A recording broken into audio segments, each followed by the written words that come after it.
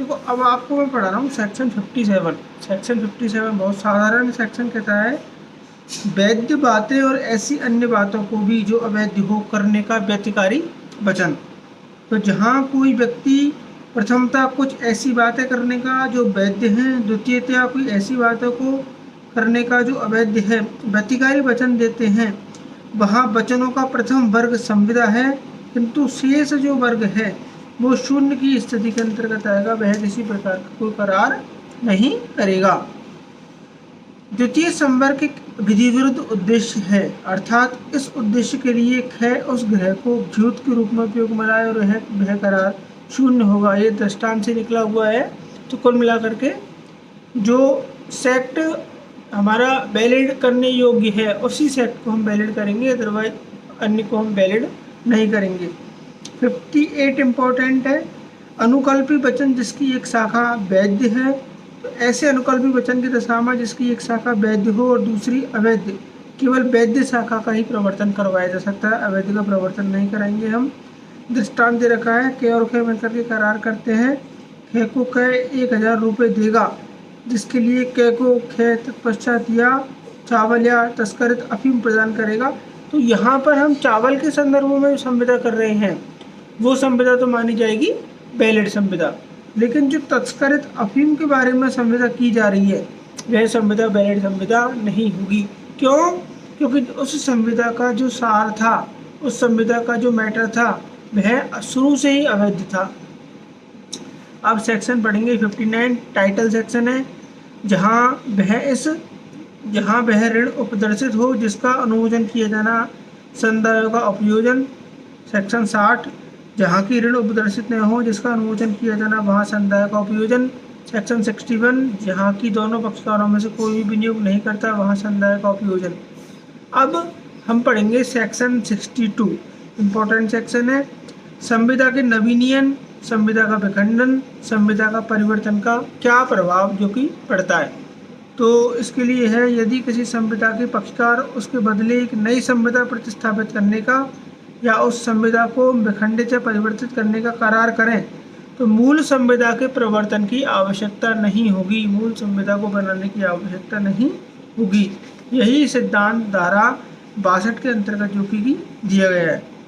Section 63, section 63 में है वचन ग्रहीता वचन के पालन से अभिमुक्त या उसका परिहार कर सकेगा, यानी कि हर वचन ग्रहीता अपने को दिए गए किसी पालन से अभिमुक्ति या उसका परिहार पूर्णतया जो कि वह कर सकता है या पार्टली भी वह उसका परिहार कर सकता है, या उसके लिए वह अपना परफॉर्मेंस का जो ड्यूटी है उस परफॉर्मेंस की ड्यूटी को भी वह बढ़ा सकता है।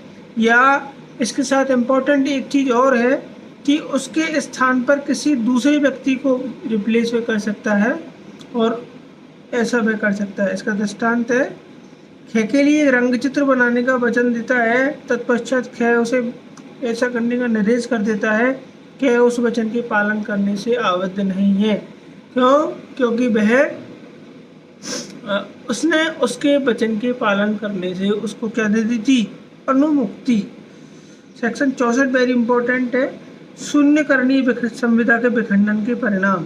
तो शून्यकरणीय विखंडन के संविदा क्या परिणाम होंगे? इसमें है, जब कोई व्यक्ति जिसके विकल्प पर कोई संविदा शून्यकरणीय है उसे विखंडित कर देता है, तब उसके दूसरे पक्षकार को उसमें अंतर्विष्ट किसी वचन का जिसका वह वचनदाता है वचन पालन करने की आवश्यकता नहीं है।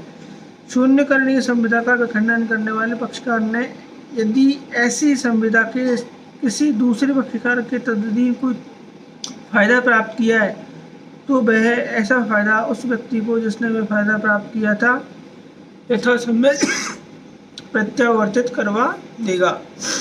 सेक्शन 65, सेक्शन 65 के अंतर्गत जो केस है वो है उस व्यक्ति की बाध्यता जिसने शून्य करार के अधीन उस संविदा के अधीन जो कि शून्य हो गई है फायदा प्राप्त किया है या किसी प्रकार का कोई भी प्रॉफिट उसने प्राप्त किया है।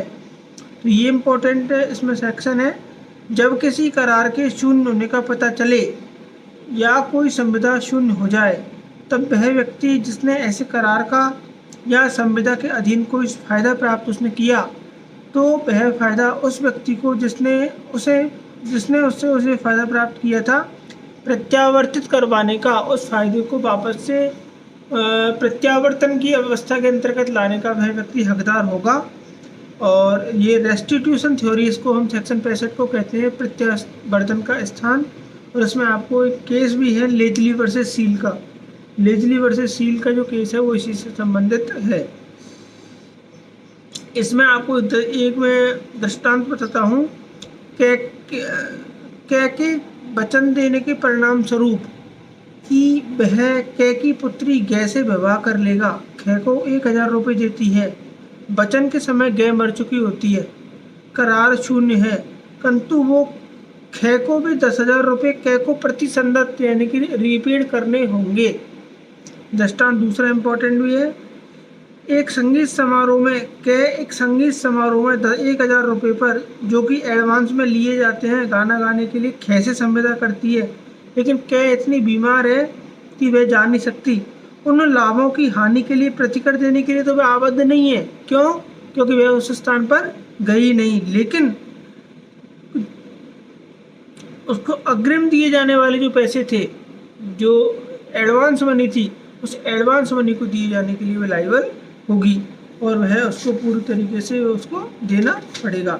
सेक्शन 66 शून्यकरणीय संविदा के विखंडन की संसूचना या प्रतिसंहरण की रीति। तो शून्यकरणीय संविदा या का विखंडन उसी प्रकार से और उन्हीं नियमों के अधीन संसूचित या प्रतिसंहरित किया जा सकेगा जो प्रस्तावना की संसूचना या प्रतिसंहरण को लागू है। सेक्शन 68 पालन के लिए युक्त सौकर्य वचनदाता को देने में और वचन ग्रहीता की अपेक्षा का प्रभाव। कोई वचन ग्रहीता किसी वचनदाता को उसके पालन के लिए युक्त सौकर्य देने में अपेक्षा या देने से इनकार करे तो एतद द्वारा कारित किसी भी अपालन के बारे में ऐसी उपेक्षा या इनकार के कारण वचनदाता की माफ़ी हो जाती है। और इसमें आगे आपको मैं पढ़ाऊँगा सेक्शन 68 से लेकर के सेक्शन 72 तक का, जिसमें यह दे रखा है चैप्टर 5 और चैप्टर 5 में यह दे रखा है संविदा द्वारा सृजित संबंधों के सदृश जो संबंध है। क्वासी कॉन्ट्रैक्ट के बारे में प्रावधान दे रखा है, तो वो मैं आपको क्वासी कॉन्ट्रैक्ट के बारे में जो प्रावधान हैं उन प्रावधानों को मैं आपको सेक्शन 68 से बताऊँगा। आज की कक्षा के लिए इतना ही। Thank you.